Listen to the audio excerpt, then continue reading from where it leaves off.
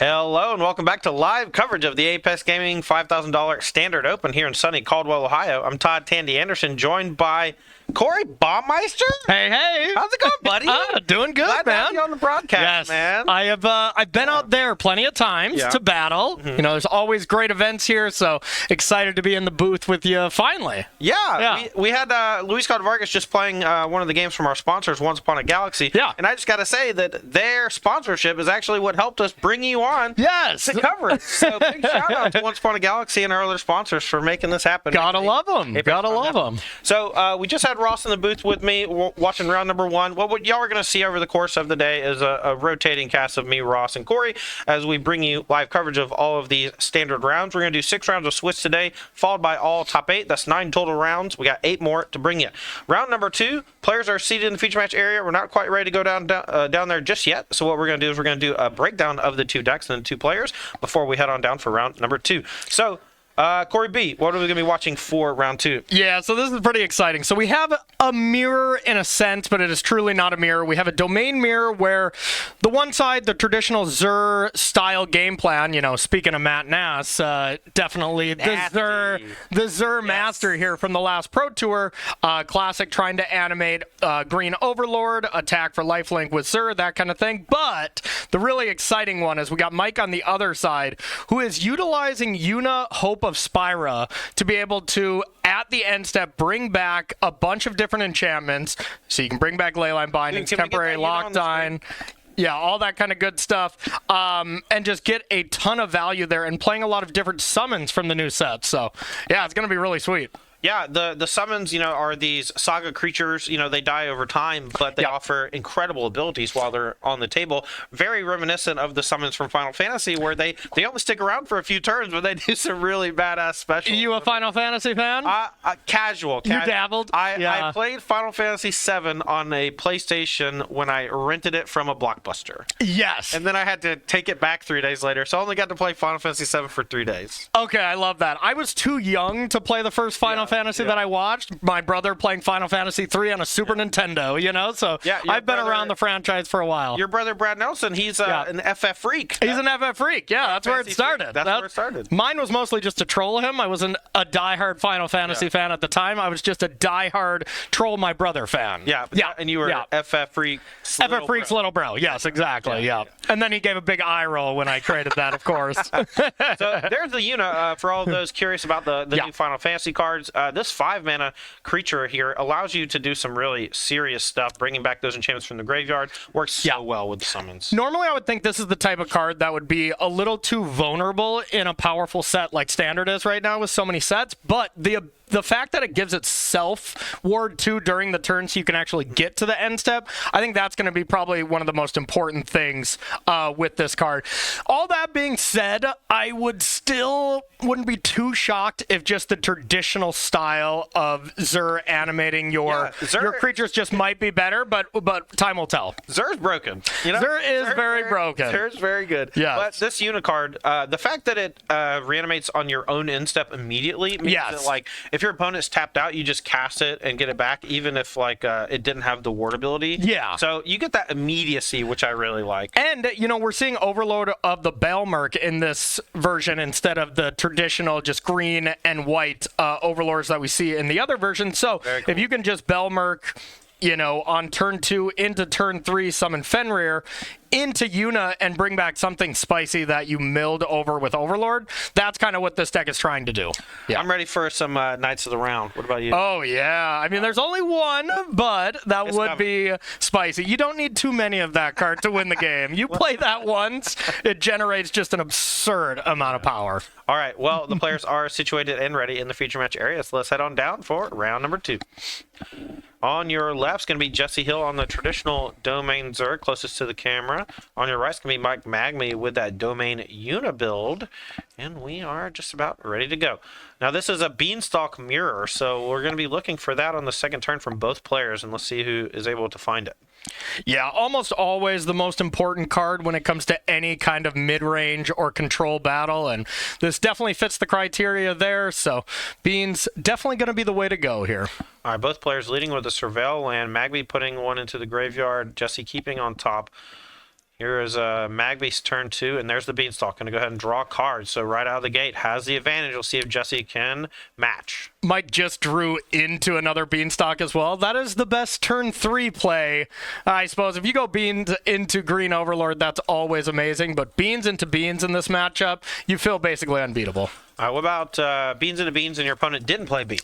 Yes, okay, that's the true undefeated plan. And the thing is that I really like about Mike's list here is normally when we've seen these domain mirror matches, you fight over them. You get lost them, you try to do anything you can to get them off the battlefield because, well, even if they got the advantage, you know, they're still going to create so much more advantage. Lockdown is a nice piece, but what I was going to say is you can just Yuna to bring the Beans back, but Lockdown being a huge, huge thing here. It's temporary, though, right? Because there's plenty of ways for both these decks to kill temporary Lockdown.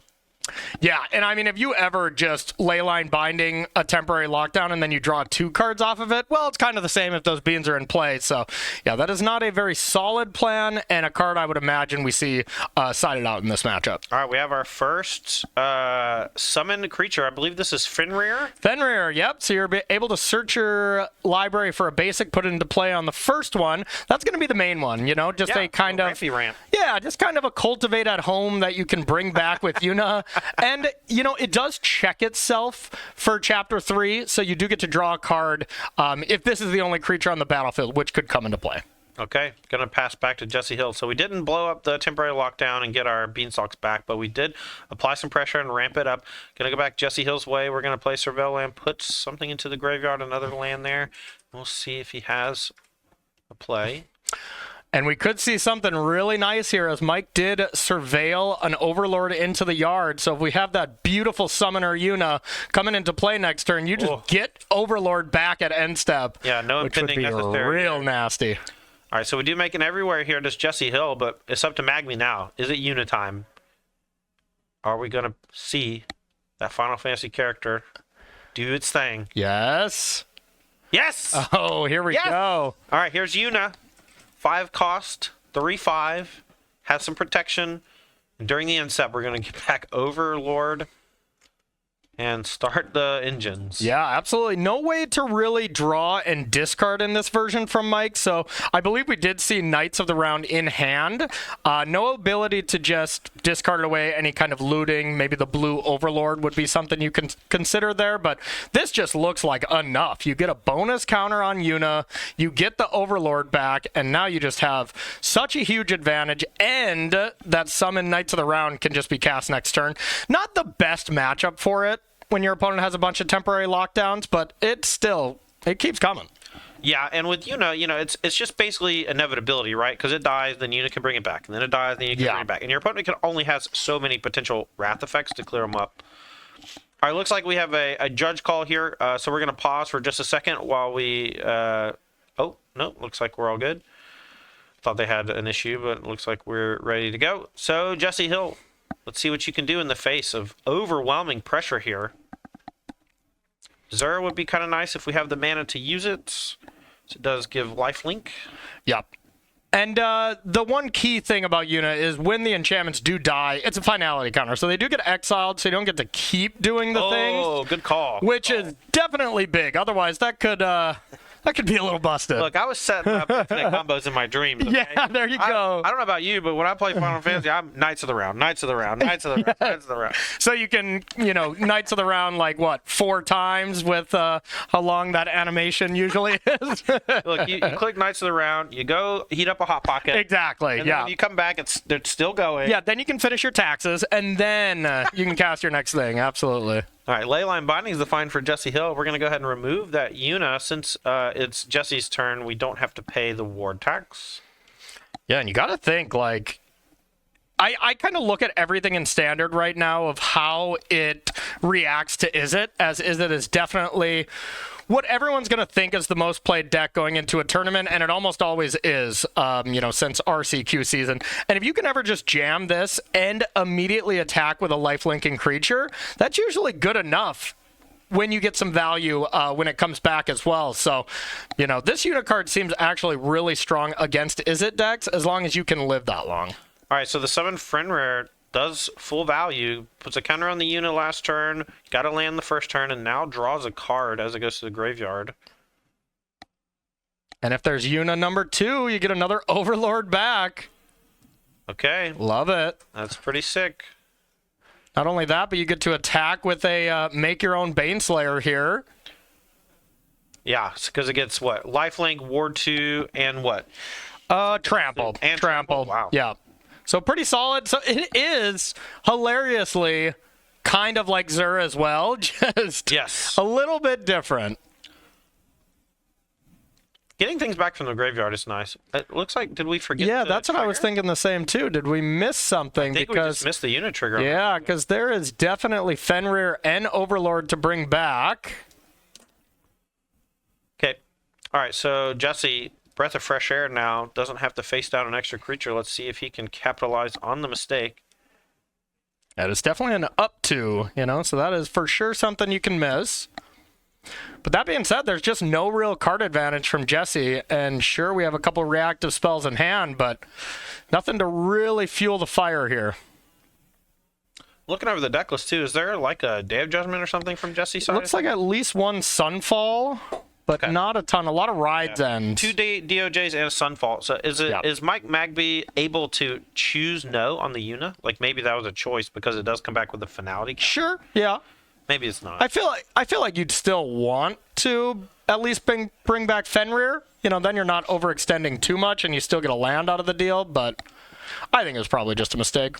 All right, here's Overlord of the Mistmoor is going to make a couple of 2/1 moths, and we're going to go back to Magby. Yeah, usually really good at just, blocking and soaking up a ton of damage, but with Yuna giving trample, it definitely changes the texture a little bit.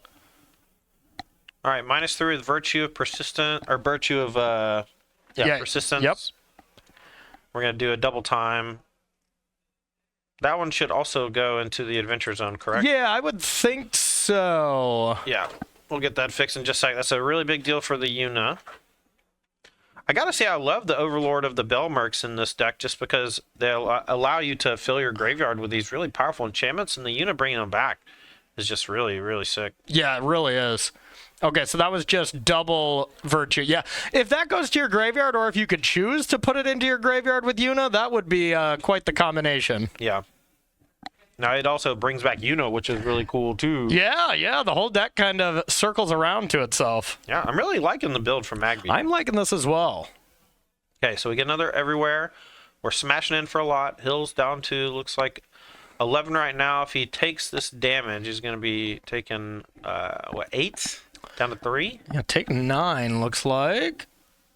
Oh, 6 from the Bellmerk, sorry. And Yuna gains life off herself as well, so it just buys you so much time. Mm-hmm. And now we brought something back this time. All right. So, going to go back to Jesse Hill. And if he has Day of Judgment, Mikey can just cast a Virtue next turn and bring back the Yuna. Yeah. Or cast Knights of the Round in hand. Or another Overlord. Yeah.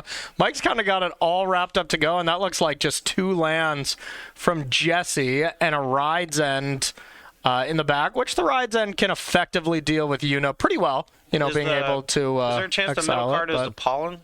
Analyze the Pollen? That does kind of look like that. That could be a big game. If it is, we can go get Yeah, that does look like it. Yeah, Zur does some work. You start with a Ride's End. Can still get Zur and animate something, though. Okay. See, we have black, white, blue, and then we have white on top of that. So, yeah, it looks like we can still do. That's great. Yeah, I can't imagine any other creature you really even want to think about right now besides Zur. Overlord of the Mistmoor would be the other one, but not being able to just hard cast it right away, it doesn't seem good enough. Mm-hmm. All right, Jesse, you're going to play this Analyze the Pollen. Going for the full collect evidence. Oh, it's going for Overlord. Interesting. Maybe he just doesn't want to animate the Leyline Binding or the temporary lockdown. Yeah. And I believe that's still one impending counter on the green Overlord, right? So you could at least get that going, but that is something you're already going to gain at end step. And the other thing is, it is not open deckless. So, you know, if you're trying to play around a bunch of sweepers from Mike and you don't want to overextend your leyline binding into a possible sweeper, like, that would be a nightmare scenario for Jesse. So I understand the hesitanceness quite a bit. But as we know, everyone at home knows, Mike does not play any sweepers. It is just, I mean, you had to cut something for all these summons and Yunas. No kidding. Yeah. Part of the, downside of playing powerful cards that require symmetry is you have to pull away from the utility cards. Yeah, absolutely. But the important utility cards, at least that I would consider the most important for a field like this, 4 lockdown, amazing against prowess, 4 leyline binding, just your best card, and then virtues, still very good, soak up some damage, gain a little bit of life, get you to the late game where you can start summoning your way to victory. Looks like the summon build is just Abzan as well, which means the mana base is quite good as well. Yeah, good point. 4 copies of Starting Town in the deck too, a brand new card that looks really sweet. Yeah. All right, so it looks like we do ultimately go get Overlord of the Mistmoors. We're going to make 2 more mods. And now the Overlord comes in, and we have 5 blockers.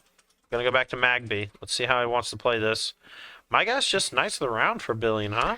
Yeah, that always seems like a pretty solid plan when you can put, just a ton of power into play over and over. What, 9 power? How many? You get 3 3/3s, I believe, right? Or 3 2/2s. Yeah, put 6 power into play every single turn for 4 turns, plus the 3/3 indestructible creature you get. Now, this card is very vulnerable to Sunfall. Still cleans up everything pretty well, but Day of Judgment does not really do what you want here, so. Okay, 2 Overlords come in for Magby. We're going to do probably a trade and a chump or a trade and a trade.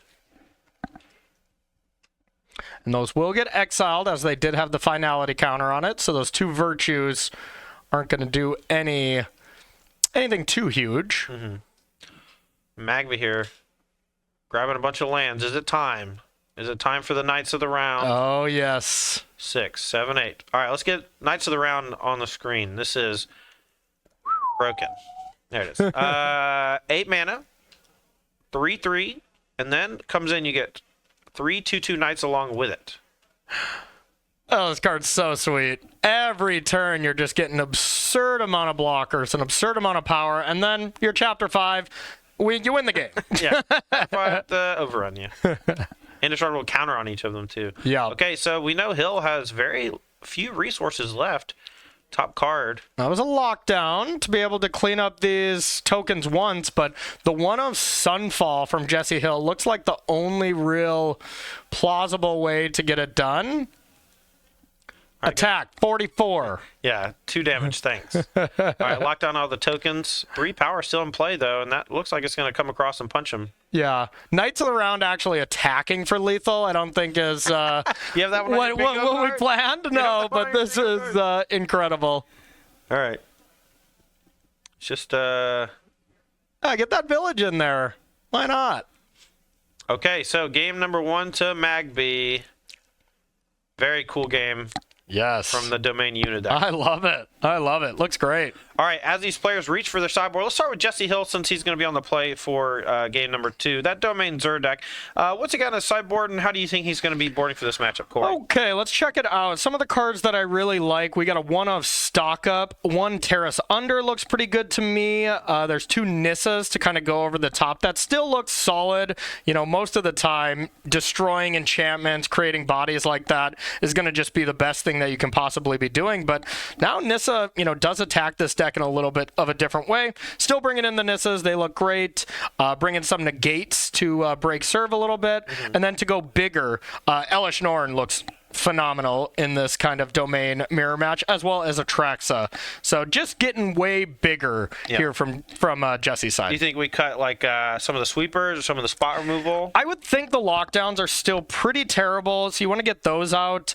I would probably, you have to make a decision between Ride's End and Get Lost for the other ones, and I think with the fact that everything circles back to itself and is able to reanimate everything with Yuna and the Virtues, I would actually lean to Ride's End instead of Get Lost, and then at least it does trigger your Up the Beanstalks as well if you can find them.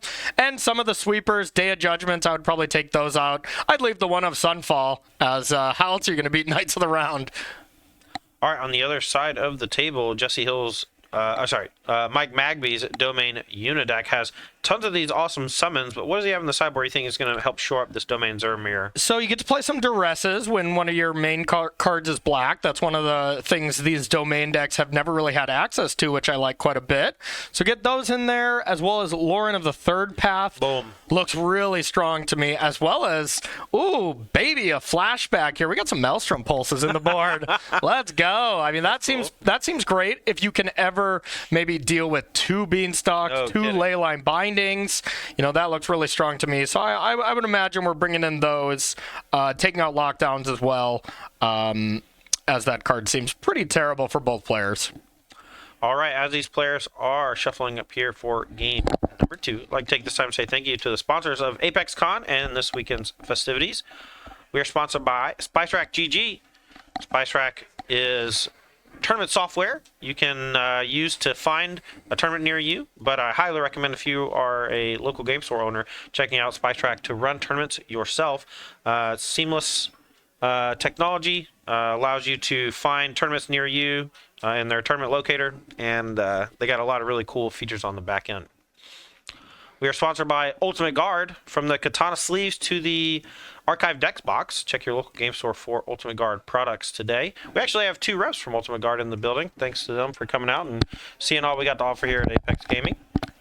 We're sponsored by Once Upon a Galaxy. Blast off with Once Upon a Galaxy in your mobile store, and check out the Auto Battler from the creators Matt Nass and Luis Scott Vargas. We actually have some videos we're going to be showing between rounds of those people playing Once Upon a Galaxy. It's a really sick game, and it's available right now in your mobile store. Yeah, it looks like a lot of fun. You know, I've played some of the other games that Matt and co have developed in the past. You know, they always got some good stuff going on there, so I'll have to check that out. And last but not least, we are sponsored by Moxfield. Check out moxfield.com if you like building decks. It's a great way to build and share decks with your friends. We actually have some integration between Spice Rack and Moxfield, so all of our spicerack.gg deck lists will be links to Moxfield. Players here about ready for game number 2. Let's head on down to the feature match area and see if there's any mulligans.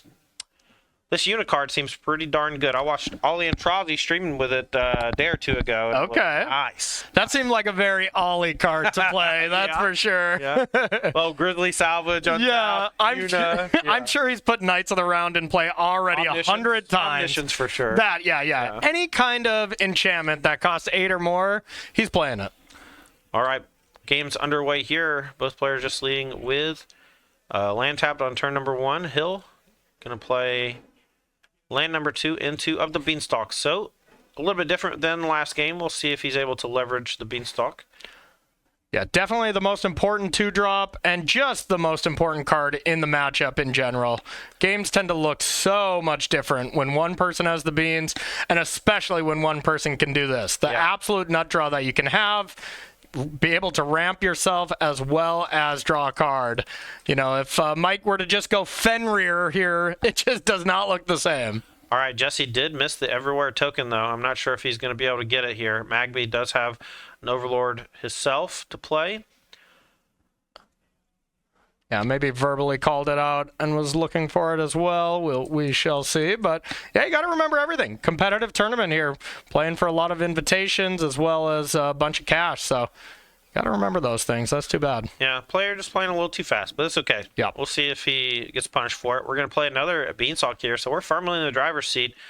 Going to draw another card. Land tapped. Surveil. Going to go to the graveyard. Let's see if we remember the impending. Down to 2. Pass him back. Magby's way. Draws for turn. Going to be up to 5 mana if he's got an untapped land. See what he can do with it. So I did see a Yuna in there, but I don't think Yuna is that impressive right now, as there's nothing to bring back. But an Overlord here looks awesome. Yeah, Overlord of the Belmar going to mill 4 cards, and we're going to get a creature from the graveyard back to hand. Tranquil Frillback looks like going to be the pickup for Magby, but could have taken a Yuna, but no targets. We're going to use that Frillback to hopefully bust up one of these Beanstalks. Yeah, that looks great to me. Deal with the beans.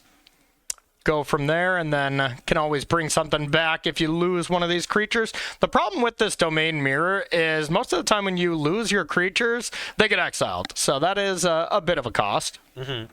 Get Lost is one both players have access to, correct? Yeah. A few less in Jesse's list as there's more Rides Ends. Yeah, that card's so sick. Rides Ends is awesome. Especially against the blue-red decks, which we're going to get to. We are trying to show the non-blue-red decks. Yeah. Y'all are going to see a lot more blue-red when we get to rounds 4, 5, and 6. I'm sure everyone's riding that we're not seeing any mirrors or anything. All right, no play from Jesse Hill. Just going to hold up 4 mana here. Going to go back to Magby. Looks like we're going to play 3 mana. Here is a Tranquil Frillback, and we're going to kick it at least once, twice. Probably Life Destroy. And we're going to destroy the Overlord instead of the Beanstalk. So Magby just going to get aggressive here. Probably just going to smush in with this Overlord of the Balemark and try to deal some damage. Yeah, I want to see if... It feels like Jesse has a Rides End here and didn't have, land 5 to be able to clean it up. Nope. Okay, Leyline Binding, draw a couple cards. Looks excellent here. Yeah, and we're doing this before the attack, so there's no mill 4 from the Overlord's ability.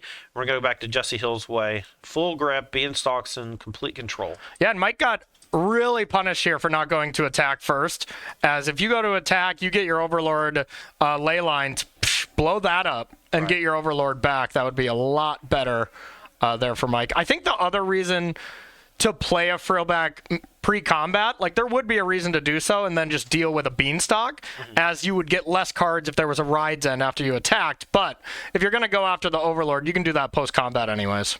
All right, here is another Overlord, and we're going to draw 2 off the Beanstalk to make an Everywhere token. We'll see if Jesse has anything else to do. Full grip. Might have to discard down to hand size on the end step. It's never the spot you want to be in if you're facing down a Beanstalk when your opponent starts discarding this. Yeah. Feels brutal. And it did look like Jesse had a lot of lands in hand. I think I saw the one of Sunfall as well. So very reactive so far, but still big advantage, I would say, to Jesse. The bean advantage, the mana advantage, really everything going. And if Mike had a little bit more going on in the graveyard, you could think that Yuna could really start taking over. But without having this Overlord active the second time, it definitely stopped Mike from doing a lot of big things. All right, we do have a big play here, though. 5 mana, getting tapped. Here's another Overlord. This is Hauntwoods. We're going to get another Everywhere token. Ramping. Perfectly reasonable, but it just snowballs out of control when we see this Sunfall that's going to draw 2 cards and just pretty much bury Mike here as far as game 2 goes. And this is with Jesse actually just like missing a mana that he should have had. Yeah, didn't need it. Yeah. All right, here's that Sunfall you called. We're going to draw 2 off the Beanstalks, exiling 3 creatures and getting an incubation token with 3 counters. And an Analyze the Pollen that can get active as there's enough evidence in the yard. So just everything coming up Jesse Hill so far.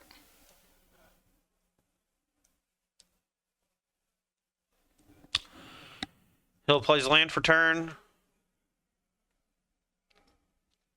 And that's the incubation token. We'll see what he wants to do with this mana.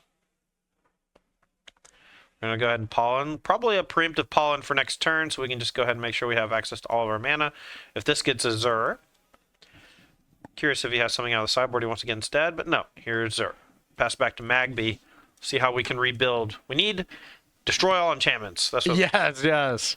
Back to nature. Probably better than that, as Up the Beanstalk just got top decked, as that's a way to claw back in a bit. And these games are so swingy. It may look like Jesse is in the driver's seat now, which he definitely is, but both decks gain so much life that just one Zur connecting once isn't GG like it is against half the decks in Standard. You do that, against just mono red and you gain 13. The game's over. You do it in a Domain Mirror, all right, well, it's just a little harder to end the game from Mike's side. All right, Mike's going to pass back. Jesse, in step, taps 2. Going to go for Paw Patch, Destroy, Overlord. Neither player really focusing on killing the Beanstalks, interesting enough. Yeah. Now that is a card to bring back from Mike, so Mike probably doesn't care too much about that. Right. Here's Zur. Yuna will do some nice work, but yeah, Zur's going to be great here. Let's get Zur on screen. This is a focal point of Jesse Hill's deck, and honestly, kind of a nightmare card for a lot of the red decks in the format. Allows you to turn on your Overlords early from Impending, but also lets Leyline Binding, things like that, just deal massive damage and gain life from the lifelink, and the Hexproof is also pretty gross.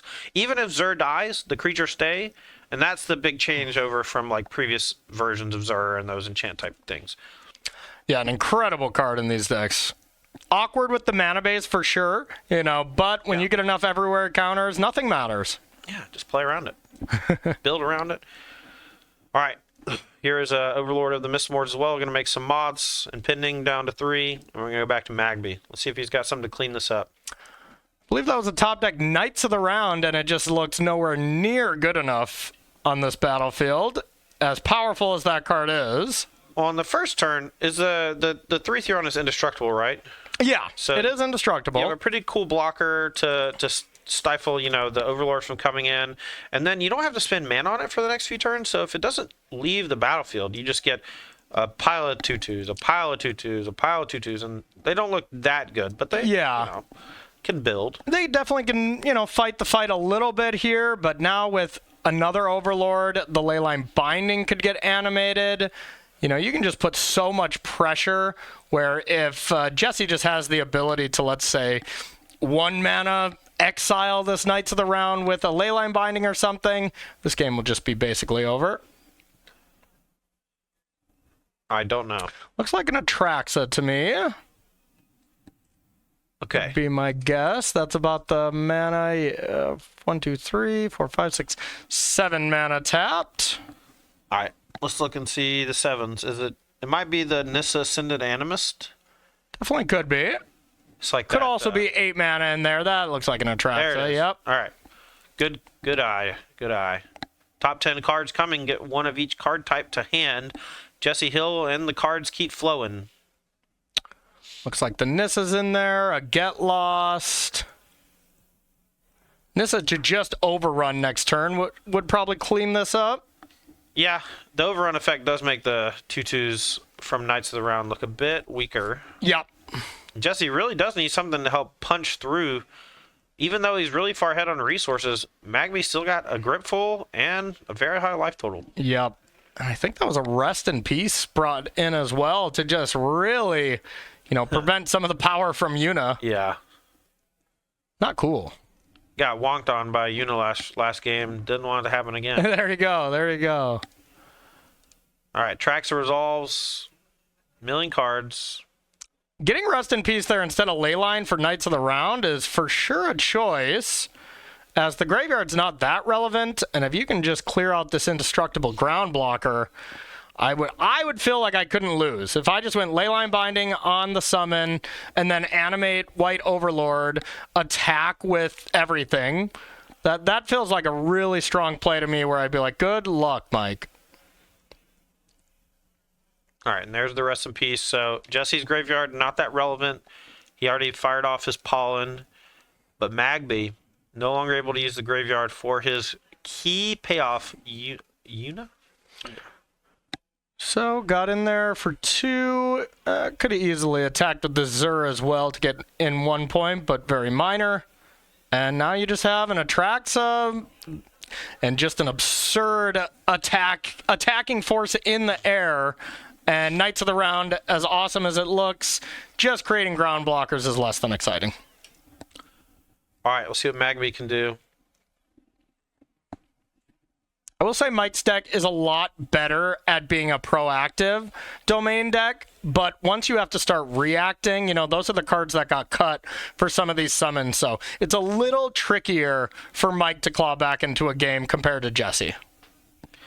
Yeah, and this is just another game, right, where we saw one person lead with Beanstalk and the other person didn't. Yep. And the person who led with Beanstalk just won pretty easily. Now, the game's not over, and I don't want to say Mike Magby's out of it, because these summons are really cool. There's a whole lot of really powerful stuff going on, and I don't entirely know everything that's going on, so we'll have to wait and see.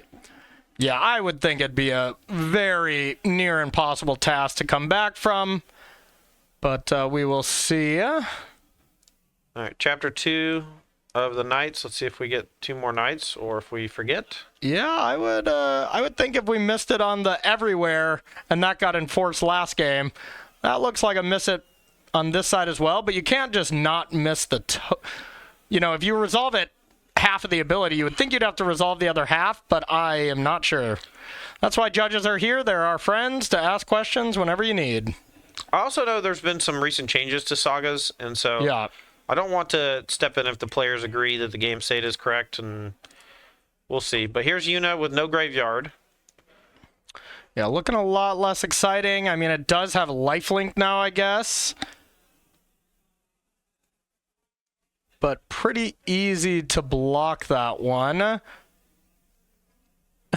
And to be fair, you could block it with Atraxa and Overlord and, just gain 13 life from Jesse, where Mike gains 3, but Mike is much more in the business of gaining life here to not die.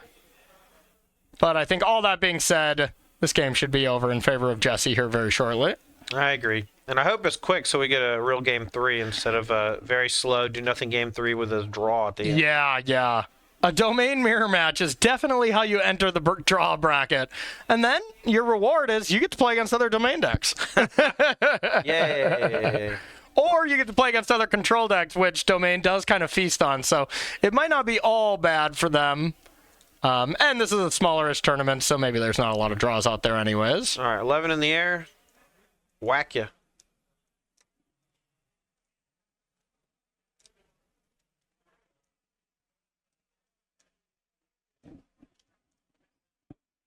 Figuring out if you have the right amount of impending counters on that, it looks like. As you do still take those off, it kind of doesn't matter anymore after they're already animated with Zur, but something you do got to remember.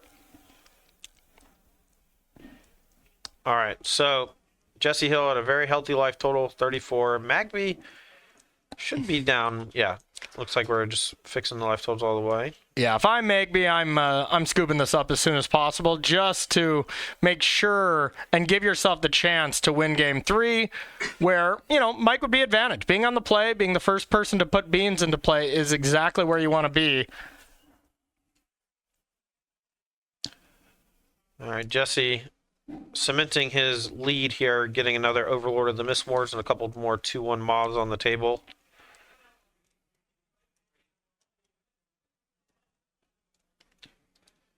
All right.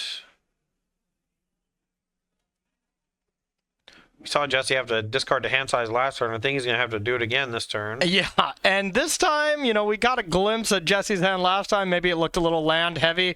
Not so much this time. It looks like pure gasoline. You see nothing but absolute game enders in there. So, yeah, I would once again. Yeah, and when you're discarding beans, I think that's a sign enough. Be like, all right, you win. Let's go to game 3. Yeah.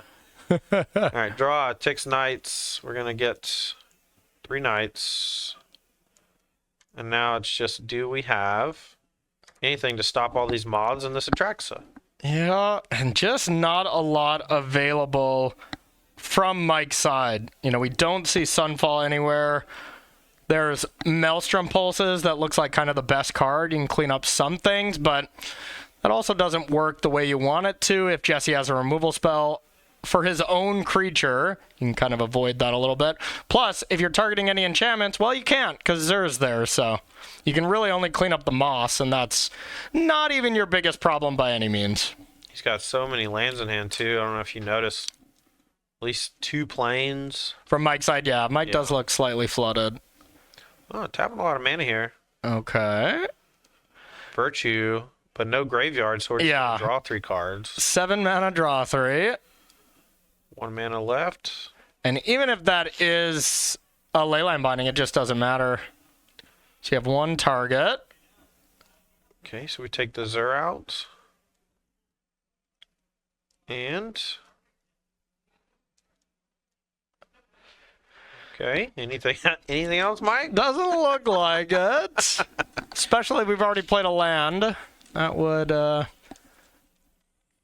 just spell the end here if Jesse has any way to clean up that Leyline Binding, kind of head to the skies. Yeah, even if he still has a land drop, which I'm not sure he does, he can go Leyline Binding, it's still not enough. Yeah. We're going to get lost as Jesse Hill. The Rest in Peace is still in play, right? Rest in Peace is still in play, so Yuna's gone. There's a Zur pointing out that, all right, I get to fly over. Yeah. All right, Jesse saying, hey, I got all these flyers. Mike says, yes, sir. 14 minutes, still possible. You know, it is definitely both players should hurry up.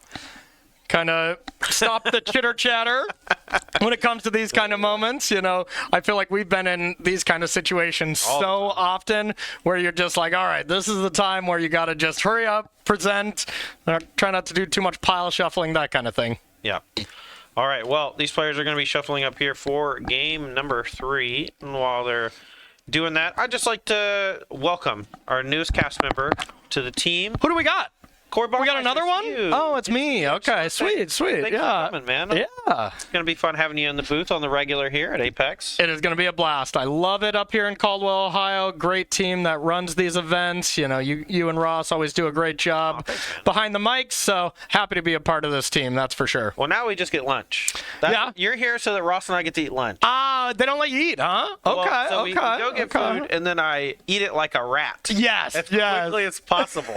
Now I get a real break, like a real job. Yeah, you don't even sit in a chair. You just sit in the corner and just devour a meal, I have to like take your off my golem jacket. kind of thing. If I don't take off my jacket, it gets all over my jacket. Of course. I only have 3 minutes. Yeah, you can't eat fast and eat civilized. That just makes sense. I'm glad I can facilitate some lunch breaks. All right. Well, so today's event, we are playing Standard 5K Open, and we're going to be giving away 2 invites to the Regional Championship as well as the Apex Invitational at the end of the year. We're going to be doing the same thing tomorrow, but tomorrow we're going to be playing Modern. Ooh. Of the 2 formats that we have this weekend. Which one's your favorite, Corey? I would say Modern in general. There's definitely been certain times in my life where Standard has been my favorite format. As far as, the things that I'm doing as far as making content, commentating different things, there's a lot of Standard right now, so I've been focusing a lot more on that. But don't get me wrong, I'm ready to see, what VV has to do in Modern and some other really nice stuff like that with Final Fantasy's thumbprint. All right, so next week is actually the Pro Tour Final Fantasy, right? Yes. And you're going to be on that coverage team Yep. as well. I will be there. Really looking forward to that one. That's going to be standard with Final Fantasy 2, right? Yep, standard and limited. Limited format looks great. And we'll see what kind of shakeup we get from standard with this set, which I don't expect a ton. Standard, when we're this deep, we have this many sets in standard, which is something we might have never had before, this many sets in standard. So it's hard for any set to make a huge impact, even though Final Fantasy is quite the powerful set. So I think we will see some stuff. All right, Magby here, thumbing through. Going to be on the play. We'll see if players are going to keep. Looks like from body language, I think both players are keeping. I think Mike's just figuring out what land to lead with. Yeah. Portico, top card. I don't think I saw an Up the Beanstalks in Mike's hand, so maybe that's a little bit of the hesitation, but we got a green Surveil land. You definitely give yourself a couple extra looks at it. All right, here is one of the newer cards in Magby's deck. This is Starting Town. Let's get Starting Town on the screen. It's a brand new land. Enters untapped if it's your first, second, or third land. Then it taps for colors for free, or you can tap it for a colored mana and pay a life. So it's kind of like a City of Brass that doesn't deal you damage. Yeah. Starts untapped most of the time. Yeah, no, an incredible card. I bet we're going to see a lot of this. Maybe not so much in standard for this set, but next set, when we get a rotation, you best believe cards like this are going to be Starting Town in most pretty decks, unlocked. I would imagine. Yeah, I mean, looks like it. Awesome. Looks like Sweet card. Overlord of the Bell marks the play from Magby, misses on the creatures, and then we're going to go back to Hill's Way. Plays up the Beanstalks and draw. Magby going to play a summon here, and that's Fenrir, right? Yep. I got to get these knights right. Summon Fenrir, yep. Summon Fenrir. Yeah, and that's the thing, you know, Overlord, this cool new build that we see from Mike, all fine and good, but, you know, up the Beanstalk, never misses. Yeah. Well, Never misses. you can only play 4. That's true, that's true. Got to have a lot more, Pop Patch, what's the one that destroys Pop Patch? Pop patch formation, yeah. And that's the thing is, you even look at that exchange, and we are now so accustomed to, like, yeah, if you destroyed up the Beanstalk after you drew a card, who cares? It's still great, but that really is a horrible exchange. You have now Agreed. 2-for-1'd yourself, and so far, Jesse did this last game, and the game looked pretty trivial. Once again, Beanstalk into Overlord, the best possible draw that either player can have, even with Mike's really new, cool Yuna build. Okay, so we have the 5th mana source, though, for Magby, so here is Yuna. Okay, so Yuna gets a counter, and you go to end step, Impending goes down, and now Mike gets to bring back a Beanstalk from the graveyard. Wow. Stellar card, this Yuna, especially in the face of disenchants, right? You play against a deck that's like trying to blow up all your enchantments. Well, guess what? Yuna's just going to bring them right back. Oh, I didn't even see the virtue in the I didn't see the virtue That's either. So sick. I'm actually wondering how much better is that when you actually don't have any creatures in your yard? Yeah, Unless... but you have to assume the Yuna's going to die. Yeah, but if Yuna dies, most of the time it's to Ride's End, it's to Leyline Binding, and you're not going to bring anything back anyways. True. And there's another Yuna in hand here from Mike, so I actually think that was a mistake. I think we still should have had up the Beanstalk there, as that looks amazing. But, you know, if we're able to surveil Knights of the Round into our yard or something, Yeah. you know, then we'll look real silly here. Okay, gonna go back to Magby. Draws for turn. That was the Knights of the Round. I think that was the Summon Bahamut or whatever, the 8 mana one. I could be, yeah, I think that was Summon Bahamut. Ooh. Which is also a spicy one. I haven't seen this one yet. Yeah, this is quite good. Okay, let's see what Mike wants to do this turn. Yeah, but all this being said, look at the options now. Nothing to bring back, and now you Yuna to bring back Beanstalk. Not only do you miss out on the one up the Beanstalk from last turn, but from casting Yuna again. So if we did it the other way around, Mike would have an additional card here. And I believe you forgot to draw a card off the Beanstalk. Mike would have had 2 additional cards here. All right, back to Jesse's way. Look, there's a lot of triggers in these decks. Oh, yeah. 5 mana. What's this, Corey? Let's see. Not 100% sure. Is that the Nissa? I'm not sure on this let's one. take a look at the deck. Oh, I bet this is Elish Norn.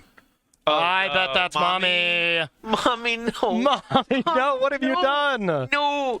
Yeah. Oh, yeah, that's that Praetor hat or whatever they have there. That's what it looks like. Then with Leyline Binding and exiling 2 things. Yeah. The Yuna doesn't have hexproof right now, right? No, sure does not. Okay. Wow. Okay, well, that looked incredible. The one of Sunfall was just completely backbreaking to Mike both games. Mommy? And Jesse also had the Beanstalk Overlord draw for both of the post-board games. So looks like the classic domain-style build is going to get it done here, because I do not see many ways for Mike to beat Yuna ever. Or, excuse me, to beat Elish Norn ever. Yeah. Like, I remember just a few months ago when Domain was very popular, Yeah. even right before Matt Ness's Pro Tour win and slightly after that, Yeah. the Elish Norn was the mirror breaker. It was so hard to kill. You needed one of your 2 get loss or had to pay 5 mana for a full Rides In because it never taps. Yep. And Mike cut a lot of those cards to make this this deck work. So every card in hand there for Mike was a come into play ability besides Yuna, which would just almost assuredly die. So yeah, really, really bad news here. Looks like Elish Norn's going to do some cleaning up. All right. It's also going to generate massive value. Everything that comes in for Jesse goes twice. So we're going to start with the Get Lost. Looks like we're going to target the Overlord of the Bell Merc. And now it's going to let us attack with Elish Norn unimpeded. Now Jesse has a new opponent. It's the clock. Because Mike is really no longer the threat. It is all about, can you finish this in time? And as far ahead as Jesse is, it looks reasonable that he's going to be able to close it out, but it is not a guarantee in 5 minutes. Yeah, you're going to have like a effort on your own part to finish the game. Yeah, cast anything that attacks is what I'd be doing from Jesse's side. I would just cast as many spells as I could in the time allotted as quickly as possible. That is good advice. Sometimes any decision is better than no decision. Or, sorry, any decision is better than the right decision. Yes. The time frame. But we get an extra trigger from the Overlord. We're going to make a couple of 2/1s. Then we get a couple more 2/1s. And then Impending comes off on the Overlord of the Hauntwoods. And Mommy is so generous. Gives you a couple extra 2/1 flyers there for each Overlord that you're casting. All right, so we're going to have a Yuna, and that's going to in turn bring something back, but whatever comes back doesn't get to trigger from the Elshnorn's suppression ability. Yep, you would still get it back, though, but... I would like a free 5/5. Yeah. I would take a free 5/5, doesn't mill or anything, but still a 5/5. I'll go back Jesse's way. Completely dominating board position. Let's see how quickly we can close it out. 4 flyers and a 6/5 gonna come chunking across. Do we get the everywhere? It's 14 damage. Ouchers. Yeah, when we missed the everywhere last time, it was pretty important. Here, a little less. Yeah, this looks like it should be plenty of time left here for Jesse. I think this game's going to be over next turn. All right, here's another Overlord of the Mistmoors, and this is going to make 4 more mobs. And Why we know not? Magmi doesn't have many sweepers, and he just packs it in. Yeah. Maelstrom Pulse was really the only thing there, and there were a lot of things you needed to pulse. Yeah. All right, so let's zoom out and see if any of the other matches are playing. We might be able to still catch the end of another match. No. No. We have no more matches. Okay, well, the Domain Mirror went to time almost. I am surprised. This is my surprise. shocked face, Yeah, me yes. too. I'm making the same face that you're making, and it's my normal face. Exactly, yeah. Domain tends to draw out some tournaments, to say the least.